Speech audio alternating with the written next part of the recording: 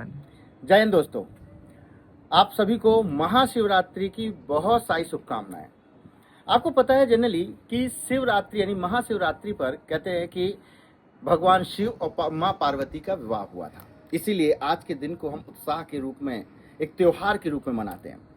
कुछ स्थानों पर तो ये कहना चाहिए 7-7 दिन तक त्योहार के रूप में इसको मनाया जाता है। तो यही त्योहार भी है, लेकिन इसका एक वैज्ञानिक महत्व भी है। अब इस वैज्ञानिक महत्व के बारे में यदि जनरली चर्चा करें तो हम यहाँ कह सकते हैं कि शिवरात्रि, ये जनरली कहा जाता है कि जो शिवरात्रि है, ये शिवरात्रि साल में 12 आती हैं, लेकिन माघ माह की अर्थात फरवरी और मार्च में जब शिवरात्रि आती है तो इसे महाशिवरात्रि कहा जाता है। अब इस महाशिवरात्रि को एक उत्सव, एक पर्व के रूप में मनाने के पीछे एक रीजन जहाँ पौराणिक है, वहीं वैज्ञानिक क्या कहते हैं कि पहली बात तो आप ये समझिए कि शिव का अर्थ क्या है। शी का अर्थ होता है ऊर्जा और वाह का अर्थ होता है प्रवीणता। क्लियर?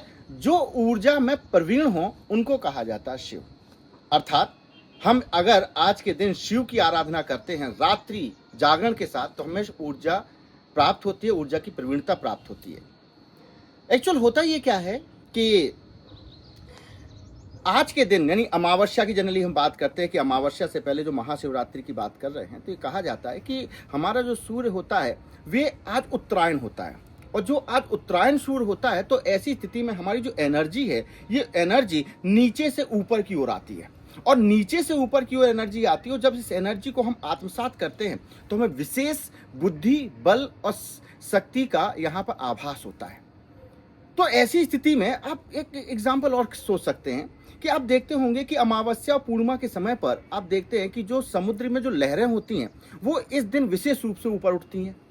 क्यों उठती हैं? क्योंकि एनर्जी जो है ना वो नीचे से ऊपर की ओर आती है, इस वजह से लहरें भी ऊपर उठती हैं।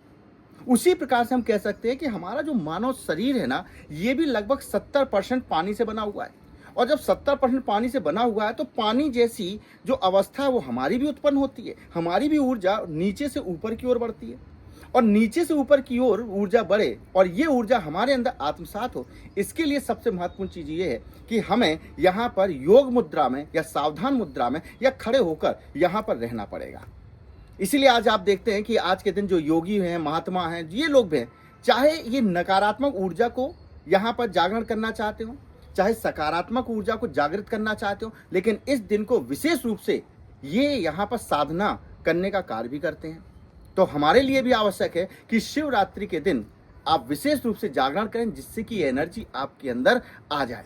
इसीलिए आप ये भी कह सकते हैं कि भाई शिवरात्रि को हम रात्रि जागरण से इसलिए करते हैं कि हमें एनर्जी आ जाए, और उसके लिए हमने आधार ये बना के रखा है कि शिव जी का आज विवाह हुआ, और शिव जी का यदि विवाह हुआ है तो हम उत्सव के रूप में उसको मनाएं, जिससे रात्रि भर जागरण करें, और यही रात्रि जागरण ही हमारी ऊर्जा का प्रमुख स्रोत होता है। तो आप समझ चुके होंगे कि वैज्ञानिक आधार क्या हो, इस त्योहार को हमने विज्ञान के साथ जोड़ा कैसे है। तो सभी लोगों को फिर से बहुत सारी शुभकामनाएं शिवरात्रि की। जय हिंद, जय भारत।